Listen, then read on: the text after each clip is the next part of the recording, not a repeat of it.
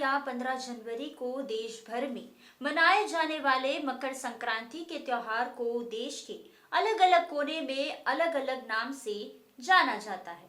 वैसे तो ये त्योहार हर जगह ही धूमधाम से मनाया जाता है, मगर इस त्योहार को गुजरात में बेहद अनोखे ढंग से सेलिब्रेट किया जाता है।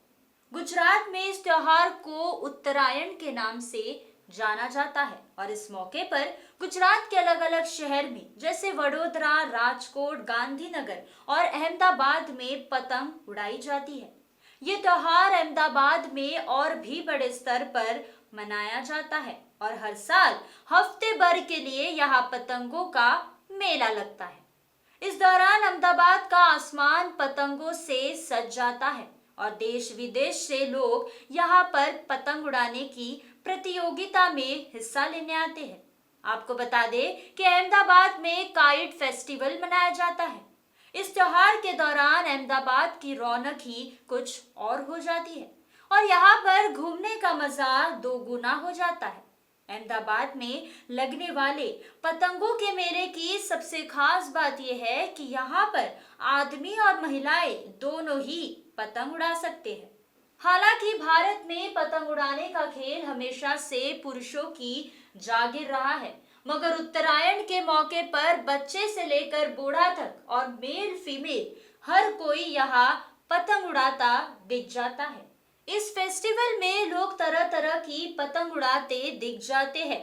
कोई बलून के आकार पतंग उड़ाता है, तो कोई ड्रैगन, तो कोई घोड़ा, तो कोई फ्रूट्स या फिर कार्टून के शेप की बड़ी बड़ी पतंग उड़ाते हैं। यहाँ आने की कोई एंट्री फीस नहीं होती और यहाँ कोई भी आकर पतंगबाजी के कंपटीशन में हिस्सा ले सकता है। कंपटीशन में प्रतियोगी एक दूसरों की पतंगों को बेशक काटते हुए नजर आते हैं, लेकिन फिर भी उनमें उत्साह का माहौल बना रहता है। लोग इस प्रतियोगिता को जीतने के लिए अपने पसंदीदा पतंग वालों से मजबूत पतंगे बनवाते हैं। बांस मजबूत मांजे से तैयार पतंगों से पेच लड़ाना आसान नहीं होता। वैसे पुराने शहर में पतंग बाजार के नाम से पूरी एक मार्केट ही है, जो महोत्सव के दौरान पूरे 24 घंटे खुली रहती है। पतंग उड़ाते बच्चों को देख हम हमेशा कहते हैं कि वे बड़े होकर क्या कर पाएगा।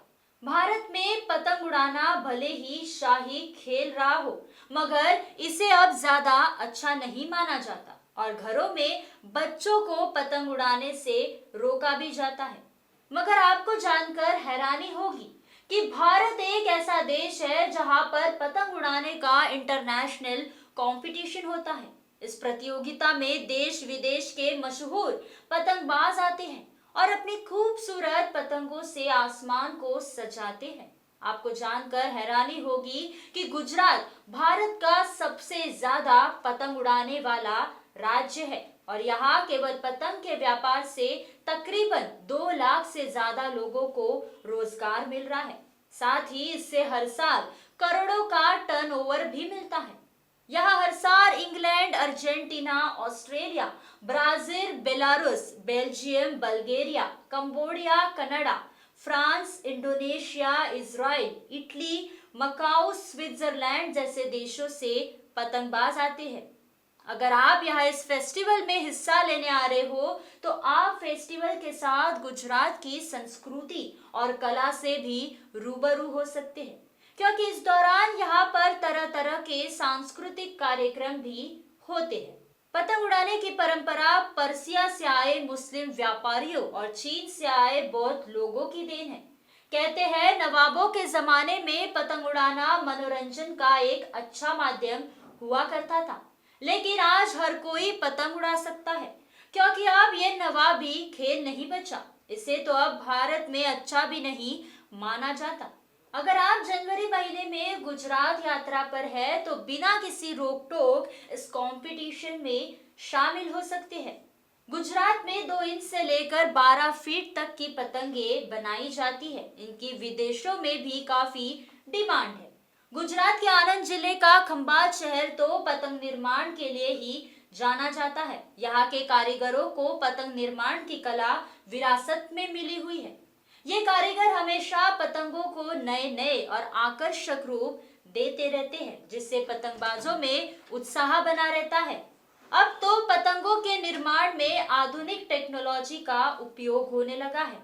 यहाँ उत्तरायण के मौके पर प्रतिवर्ष 2 करोड़ से ज्यादा पतंगे बनाई जाती है और इस तहत खंबात के पतंग बिजनेस का वार्षिक टर्नओवर 4 करोड़ रुपए से ऊपर होता है। यहाँ बनने वाली पतंगों की डिमांड पूरे गुजरात ही नहीं बल्कि अमेरिका, अफ्रीका, लंदन जैसे देशों में भी है। गुजरात में पतंगबाजी का प्रचलन लगभग पूरे साल ही रहता है। इस तरह पतंगबाजी का यहाँ के 12,000 से अधिक लोगों के रोजगार का साधन है। खंबात में पतंग बिजनेस से अधिकतर मुस्लिम समुदाय के लोग जुड़े हुए हैं। यहाँ बनने वाली पतंगों की कीमत 1 रुपए से लेकर 2,000 रुपए तक होती है। एक खास बात यह है कि यहाँ बनने वाली पतंगों की डिजाइन प्रतिवर्ष बदलती रहती है। इतिहासकारों की माने तो पतंग का आविष्कार ईसा पूर्व 3री सदी में चीन में हुआ था। दुनिया की पहली पतंग एक चीनी ने बनाई थी। चीन से होते हुए पतंगबाजी Japan, Korea, Thailand, Burma, Bharat, Arab, North Africa तक पहुंची। भारत में तो इसका प्रचलन इतनी तेजी से बढ़ा कि ये भारतीय संस्कृति का ही हिस्सा बन गई।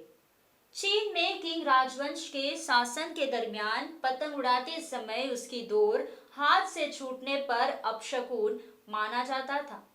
ये न सिर्फ अलग अलग राज्यों में अलग अलग तरीकों से मनाया जाता है बल्कि नेपाल में भी इसे सेलिब्रेट किया जाता है। इस बार अगर आप भी किसी और जगह की मकर संक्रांति का हिस्सा बनना चाहते हो तो आइए जानते हैं कि कहाँ और कैसे मनाते हैं मकर संक्रांति। शुरुआत करते हैं उत्तर प्रदेश से। यहाँ इस पर्व को दान का पर्व कहा जाता है।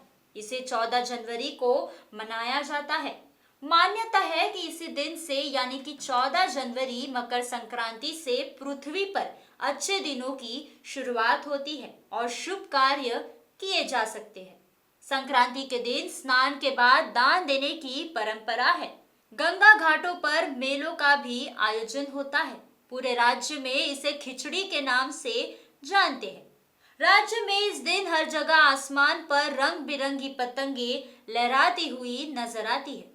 हरियाणा और पंजाब में इसे 14 जनवरी से एक दिन पूर्व मनाते हैं।